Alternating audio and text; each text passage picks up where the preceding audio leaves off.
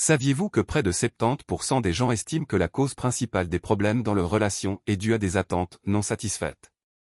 Et si une simple habitude pouvait combler cet écart? Une habitude si transformatrice qu'elle peut apaiser les conflits, renforcer la confiance et apporter la paix à toute relation, qu'il s'agisse de votre partenaire, d'un ami ou d'un collègue.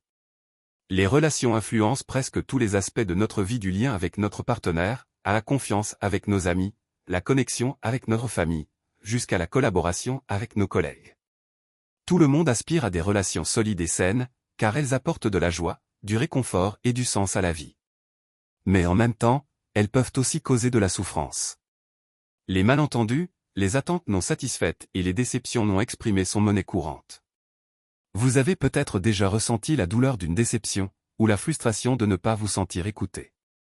Peut-être avez-vous remarqué un éloignement croissant dans une relation qui vous tenait à cœur. Souvent, nous ne savons pas exactement ce qui a mal tourné.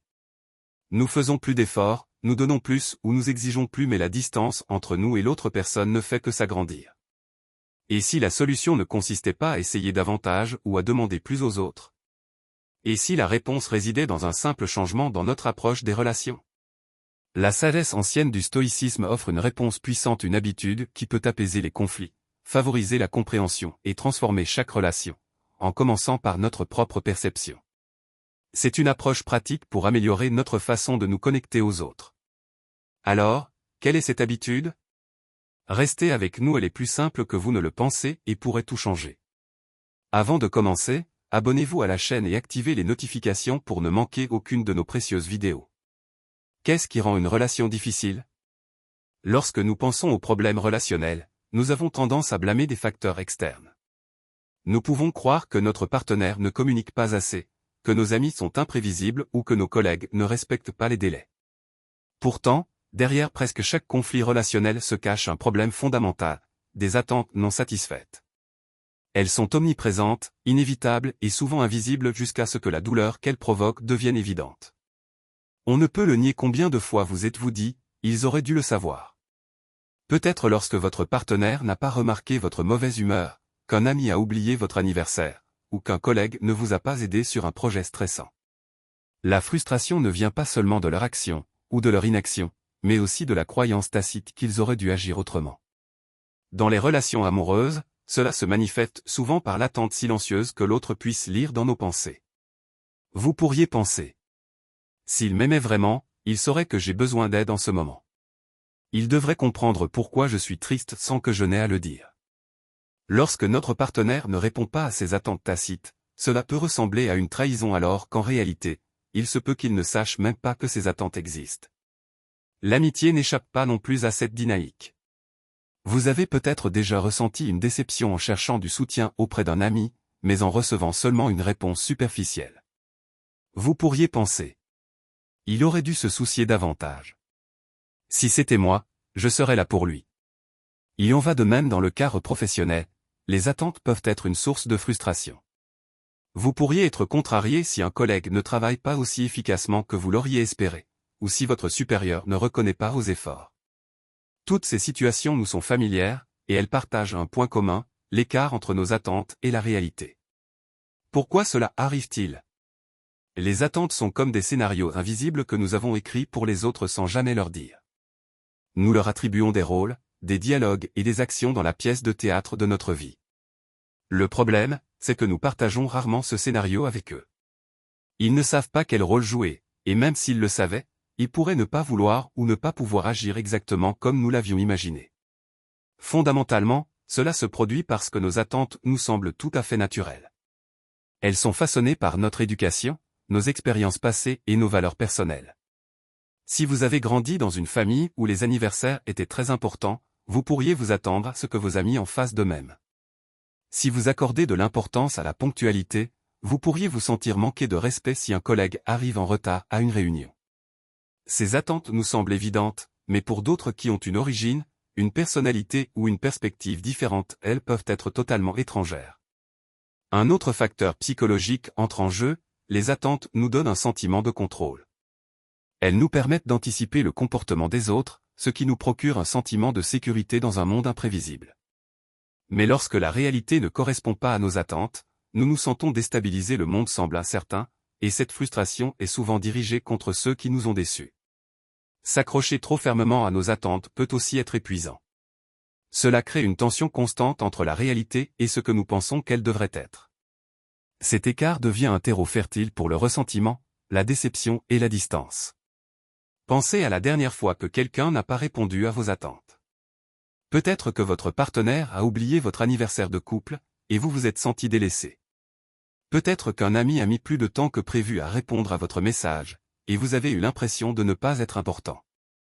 Peut-être qu'un collègue n'a pas terminé une tâche, vous obligeant à prendre le relais. Dans ces moments-là, ce qui nous blesse n'est pas seulement l'attente non réalisée, mais aussi la porte qui s'ouvre pour construire des relations plus saines et durables.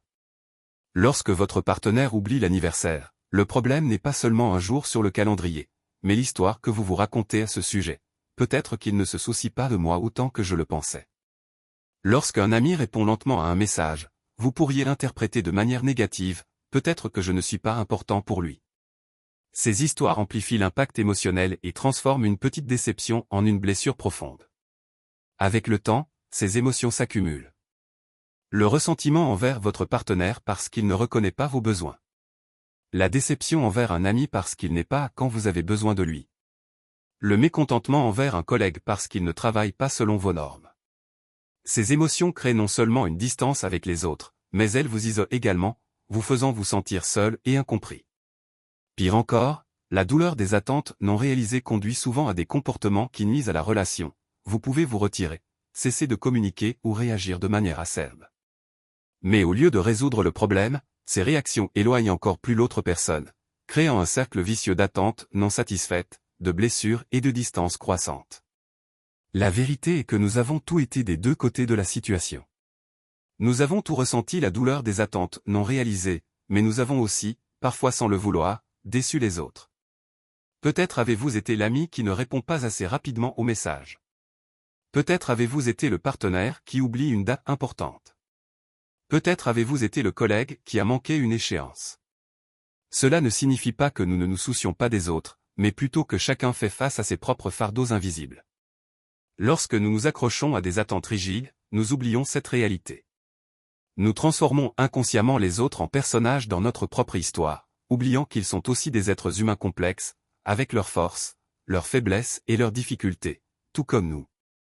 Cela ne signifie pas qu'il faut se blâmer soi-même ou blâmer les autres pour les blessures causées par des attentes non réalisées.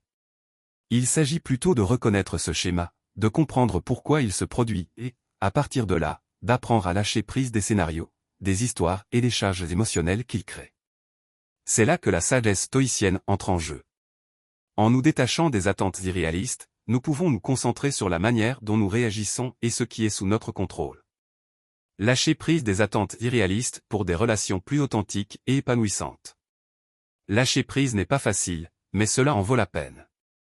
La première étape est de reconnaître le problème pour ce qu'il est, une habitude de placer des attentes sur les autres, alors qu'ils n'ont jamais accepté ces attentes. Une fois que nous réalisons cela, nous pouvons commencer à nous libérer du stress et de la déception, en créant de l'espace pour des connexions plus profondes et une compréhension mutuelle. Et c'est un changement qui en vaut la peine. L'habitude, lâcher prise des attentes irréalistes. Le cœur du principe stoïcien du lâcher-prise n'est pas l'indifférence. Cela ne signifie pas que vous fermez vos émotions ou que vous cessez de vous soucier des autres. Au contraire, il s'agit d'accepter qu'il y a des choses que nous ne pouvons pas contrôler, en particulier le comportement des autres. Cette pensée est présente dans de nombreuses œuvres d'Épictète et de Marc Aurèle, deux des plus grands philosophes stoïciens. Il souligne que nous devrions nous concentrer sur ce qui est sous notre contrôle, nos pensées, nos actions et nos choix. Appliqué aux relations, ce principe entraîne un grand changement. Lâcher prise des attentes irréalistes signifie changer de perspective. Au lieu de que devrait-il faire? Pensez plutôt que puis-je contrôler? Ce changement de mentalité est discret mais puissant. Il vous libère du fardeau de deviner, d'influencer ou de contrôler le comportement des autres. Plutôt que d'attendre qu'ils jouent un rôle que vous avez imaginé, vous pouvez les accepter tels qu'ils sont réellement, des personnes avec des défauts et un monde intérieur complexe, tout comme vous. Lâcher prise des attentes ne signifie pas abaisser ses standards. Lâcher prise ne signifie pas accepter un mauvais traitement ou perdre ses frontières personnelles. Dans toute relation saine, le respect et les frontières sont toujours importants. Cependant, cela signifie que vous vous libérez du stress inutile, de ce sentiment d'avoir à tout contrôler alors qu'en réalité, vous n'avez jamais vu le pouvoir de contrôler tout cela. La simplicité mais la profondeur de la sagesse stoïcienne. En vous concentrant sur ce que vous pouvez contrôler vos actions et vos réactions, vous réduisez l'agitation émotionnelle causée par des facteurs externes. Pensez à combien de fois la déception dans les relations provient du fait que vous pensez que quelqu'un devrait se comporter d'une certaine manière. Lorsque votre partenaire ne montre pas autant d'enthousiasme que vous l'espériez. Lorsqu'un ami annule un rendez-vous à la dernière minute. Lorsqu'un collègue ne travaille pas selon vos standards. Ces îles devraient faire ceci existent en réalité uniquement dans votre esprit, pas dans le monde réel.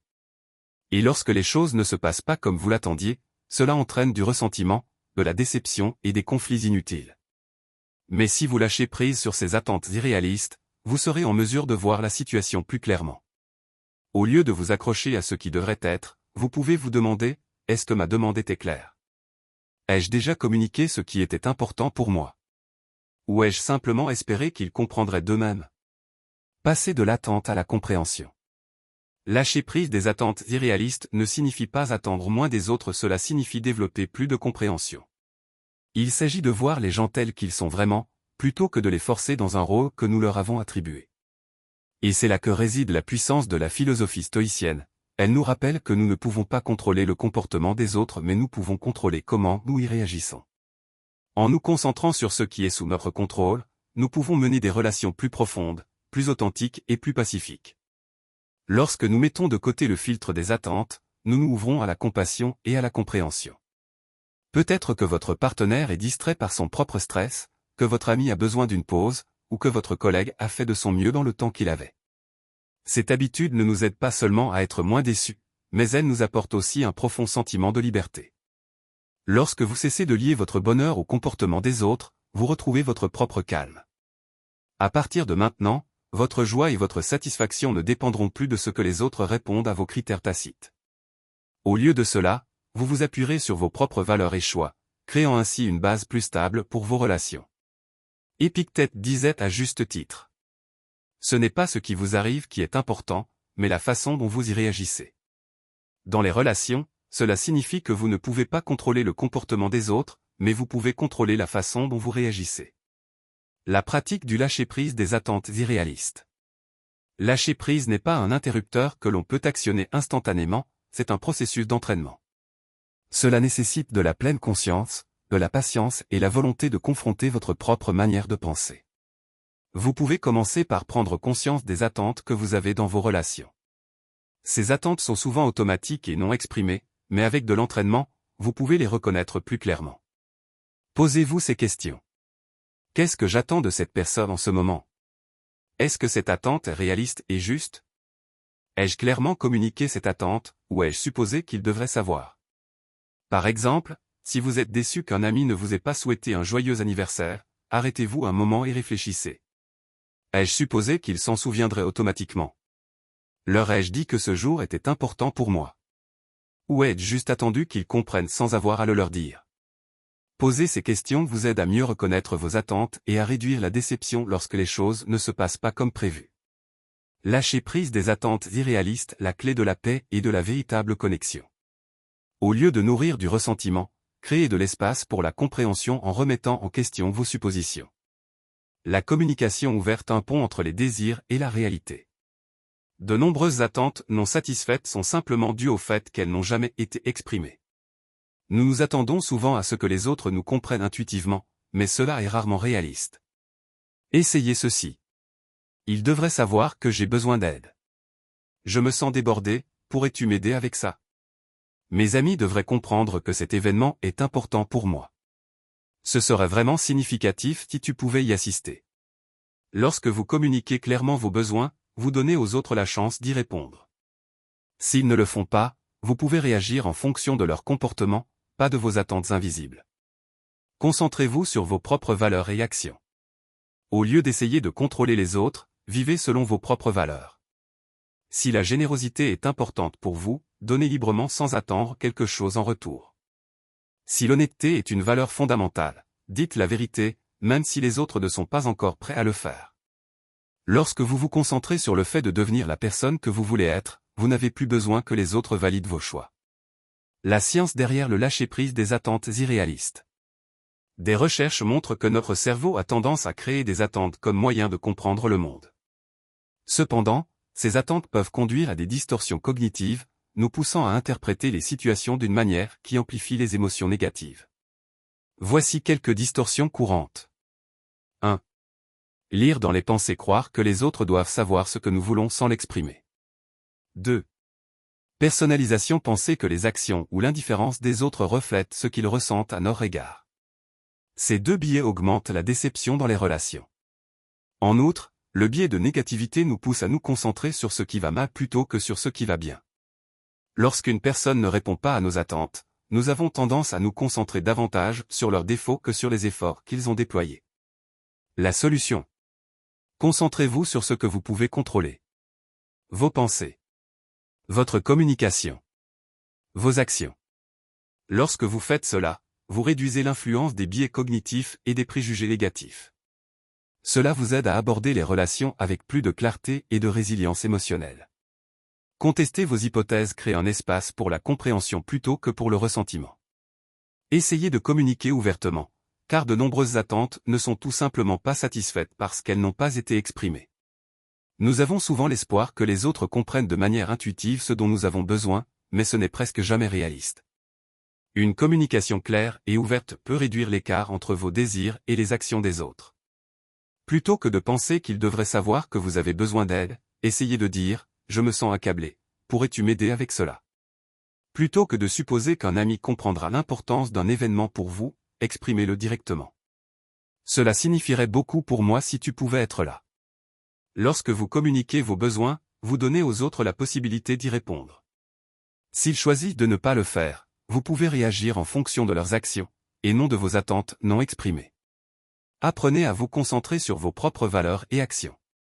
Dirigez votre énergie de la tentative de contrôle des autres vers une vie conforme à vos propres valeurs. Par exemple, si la générosité est importante pour vous, donnez librement sans attendre quelque chose en retour. Si l'honnêteté est importante, dites votre vérité, même si les autres n'y réagissent pas immédiatement. En vous concentrant sur la personne que vous voulez devenir, vous éliminez le besoin d'une validation extérieure. Le pouvoir de se détacher des attentes n'est pas seulement une philosophie, il est également prouvé par la recherche psychologique. Des études montrent que notre cerveau est programmé pour créer des attentes afin de comprendre le monde, mais ces attentes peuvent conduire à des distorsions cognitives où nous interprétons les situations d'une manière qui renforce les émotions négatives. Une distorsion courante est la lecture de pensée, où nous supposons que les autres doivent savoir ce que nous voulons sans que nous ayons à le dire. Une autre distorsion est la personnalisation, où nous considérons les actions ou l'inaction des autres comme un reflet de leurs sentiments envers nous. Ces deux distorsions alimentent la frustration dans les relations. De plus, la tendance à se concentrer sur le négatif, à se focaliser sur ce qui ne va pas plutôt que sur ce qui va bien, peut accroître l'impact émotionnel des attentes non satisfaites. Lorsqu'une personne ne répond pas à nos critères, nous avons tendance à nous concentrer davantage sur ses défauts que sur ses efforts. Se détacher aide à contrer ces tendances en se concentrant sur ce que nous pouvons contrôler, nos pensées, notre communication et nos actions. Cela réduit l'impact des distorsions cognitives et des biais négatifs, et nous permet d'aborder les relations avec plus de clarté et une meilleure résilience émotionnelle. Se détacher des attentes irréalistes ne signifie pas abandonner les relations significatives, mais accepter ces relations telles qu'elles sont. Il s'agit d'abandonner les scénarios que nous avons écrits pour les autres et de leur permettre de s'exprimer authentiquement, avec toutes leurs imperfections. Lorsque nous arrêtons d'exiger la perfection des autres, nous créons de l'espace pour une véritable connexion. Nous devenons plus patients, plus compréhensifs et plus présents. Lorsque nous abandonnons le contrôle, nous découvrons une liberté et une paix que l'approbation extérieure ne peut apporter. Comme les stoïciens nous le rappellent, la seule chose que nous pouvons réellement contrôler, c'est nous-mêmes. Et lorsque nous maîtrisons cela, nous débloquons le potentiel de relations plus saines et plus complètes pas parce que les autres changent, mais parce que nous changeons.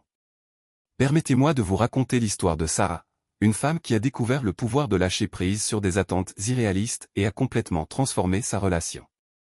Avec son père, Sarah a grandi avec une image de ce qu'un père devrait être. Elle croyait qu'un père devait être émotionnellement présent, protecteur et démontrer son amour. Mais la réalité était tout autre. Son père, James, était silencieux et distant. Il travaillait dur pour subvenir aux besoins de la famille, mais montrait rarement de l'affection. Les anniversaires passaient sans câlin ni mots sincères, et les repas familiaux se terminaient souvent dans le silence. En grandissant, cette distance commença à peser sur Sarah. Elle interprétait le manque de chaleur de son père comme de l'indifférence et son silence comme un manque d'amour. Chaque attente non satisfaite ajoutait une couche de frustration et de tristesse. Elle se demandait pourquoi son père ne pouvait pas être le père dont elle avait besoin, pourquoi il ne semblait pas se soucier de le montrer. Le ressentiment grandit jusqu'à ce que chaque interaction devienne tendue. Lorsqu'elle eut 30 ans, le stress atteignit son apogée. Après que son père eut encore oublié son anniversaire, elle éclata lors d'une réunion de famille. Pourquoi son père ne montrait-il jamais d'intérêt? Pourquoi ne pouvait-il pas être ce père qui savait montrer son amour? Elle l'exigea, la voix tremblante de colère accumulée pendant des années. James parut surpris puis profondément attristé. Il ne réagit pas, se replia dans le silence qui avait toujours existé dans leur relation.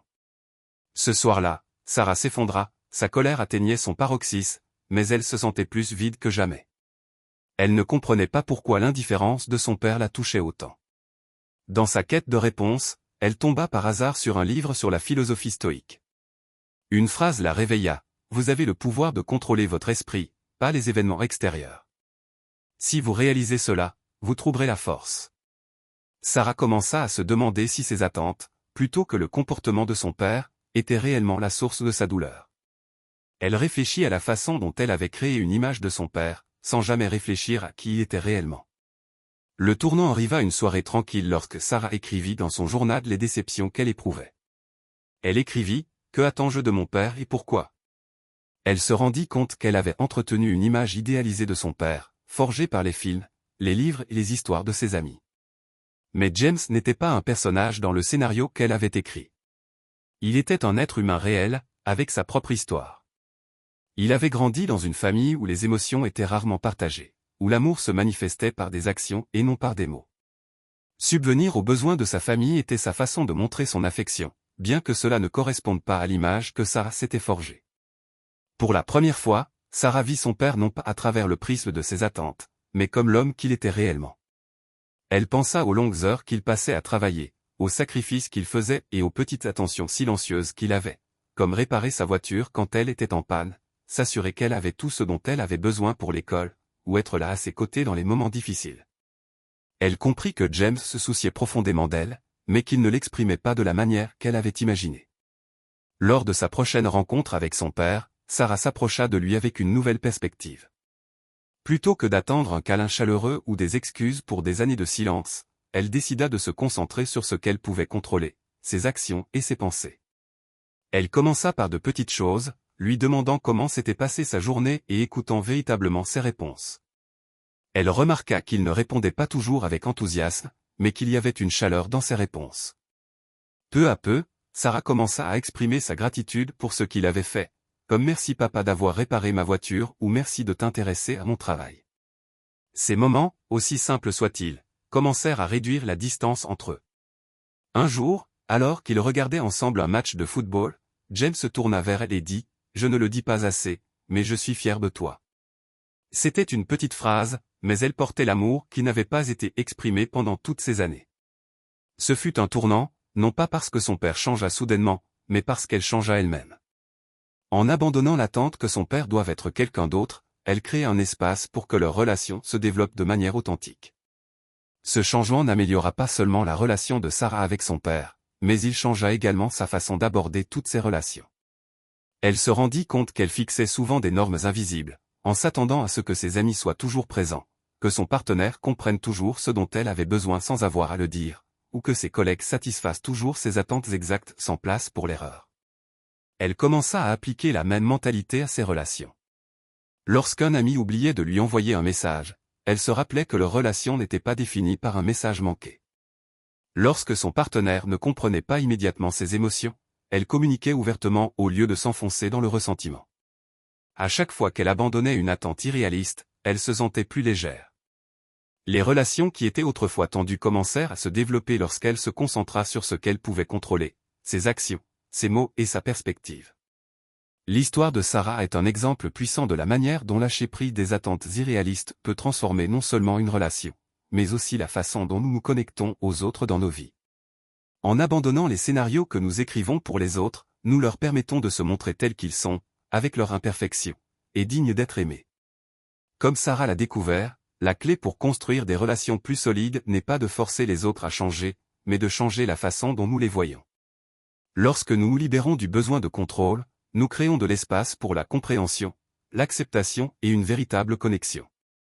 Et comme les philosophes stoïciens nous l'enseignent, lorsque nous maîtrisons nous-mêmes nos pensées, nos actions et nos attentes, nous ouvrons la porte à la liberté d'aimer les autres tels qu'ils sont, et non tels que nous les voulons. En ne répondant pas à des attentes non dites, nous pouvons nous concentrer sur la communication ouverte et la compréhension mutuelle. Le détachement, consiste à accepter la réalité telle qu'elle est tout en restant responsable de nos propres décisions. Si le comportement de quelqu'un dépasse vos limites ou cause des torts de manière répétée, vous avez le droit d'y faire face, que ce soit par une conversation directe, l'établissement de limites, ou, si nécessaire, le retrait. Ce que le détachement ne signifie pas, c'est abandonner l'illusion que les autres existent pour répondre à nos attentes. Lorsque nous nous concentrons sur la maîtrise de nos pensées et réactions, nous nous libérons du fardeau émotionnel d'essayer de changer ce qui est hors de notre contrôle. Lorsque vous arrêtez de mesurer les autres selon des normes invisibles, vous ouvrez la porte à la compréhension, à l'empathie et à une véritable connexion. Plutôt que de vous concentrer sur ce que les autres ne font pas, vous pouvez vous concentrer sur ce qu'ils font. Plutôt que de reprocher les différences, vous pouvez apprendre à les apprécier. Réfléchissez à la manière dont cette nouvelle habitude pourrait se propager dans votre vie. Une relation tendue avec vos parents ou vos frères et sœurs pourrait se radoucir si vous commenciez à voir leurs actions sous un nouveau jour. Une amitié pourrait se développer si vous cessiez d'attendre la perfection et commenciez à apprécier la manière particulière dont votre ami se rend présent pour vous. Même les relations professionnelles pourraient s'améliorer si vous remplacez la frustration envers vos collègues par de l'appréciation pour leur contribution. Cette habitude n'est pas une solution rapide, mais un processus continu d'exercice. Elle nécessite de la pleine conscience, de la réflexion sur soi et, surtout, de la patience, mais la récompense en vaut la peine. En vous concentrant sur ce que vous pouvez contrôler et en lâchant prise sur ce que vous ne pouvez pas, vous améliorez non seulement vos relations, mais vous trouvez aussi une plus grande paix intérieure. Les philosophes stoïciens croyaient que la véritable force et sagesse venaient de la maîtrise de soi, et non des autres. Lorsque vous appliquez cette sagesse à vos relations, vous entrez dans une position de pouvoir. Vous cessez de compter sur les autres pour répondre à vos attentes et vous prenez plutôt la responsabilité de votre propre bonheur et de votre propre croissance. Cette mentalité apporte une liberté. Elle vous libère du poids du ressentiment et de la déception. Elle vous permet de rencontrer les autres là où ils sont, et non là où vous pensez qu'ils devraient être. Et en faisant cela, vous créez de l'espace pour que les relations se développent de manière authentique, sans la pression d'exigences irréalistes. Alors, lorsque vous réfléchissez à vos relations, demandez-vous, quelles attentes ai-je ? Sont-elles bénéfiques pour moi ou créent-elles de la douleur inutile ? En lâchant ce que vous ne pouvez pas contrôler et en vous concentrant sur vos pensées et vos actions, vous pouvez construire des connexions basées sur l'acceptation, la compréhension et le respect mutuel. Rappelez-vous que les relations ne se développent pas parce que les autres changent pour répondre à vos attentes.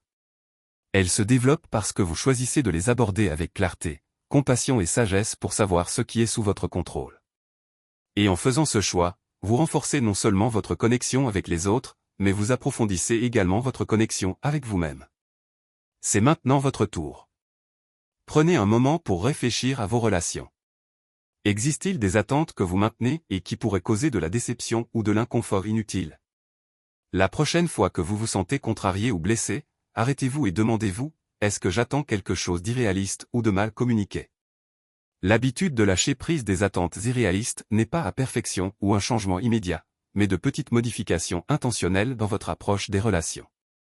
À chaque fois que vous abandonnez une attente hors de contrôle, vous créez de l'espace pour la compréhension, la connexion et la croissance.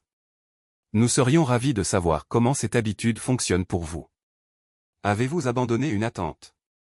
Cela a-t-il changé votre façon de voir quelqu'un ou amélioré votre relation ? Partagez votre expérience dans les commentaires ci-dessous, peut-être inspirez-vous d'autres personnes dans leur parcours. Et si vous êtes prêt à plonger plus profondément dans les principes stoïciens et à découvrir comment ils peuvent améliorer votre vie, regardez notre prochaine vidéo. La croissance prend du temps, mais les résultats en valent la peine.